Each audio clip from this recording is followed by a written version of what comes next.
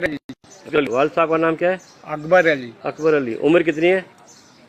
میری عمر ہاں 64 سال. 64 سال. کہاں رہتے ہو؟ غازی آباد ابو بکر صدیق کالونی, اچھا. گلی نمبر 4. کیا کام کرتے ہو؟ چپل کا کام کرتا ہوں. ابھی بھی کرتے ہو؟ نہیں, ابھی میں کیا کیا ہے آپ نے؟ ابھی کیا کیا ہے آپ نے؟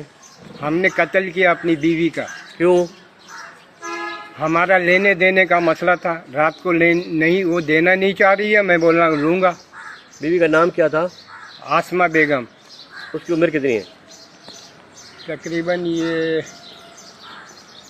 58. وہ ابھی کہاں پہ؟ وہ ابھی کہاں پہ ہے؟ وہ ابھی گھر پہ ہے. گھر پہ ہے. تو گھر میں اور کون ہے آپ کے ساتھ؟ میرے گھر پہ اس وقت کوئی بھی نہیں. وہ اس جب گھر خالی تھا؟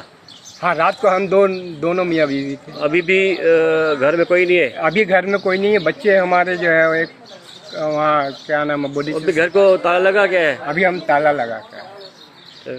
کیوں مارا اس کو؟ لینے دینے کا مسئلہ تھا. یہ آج تقریباً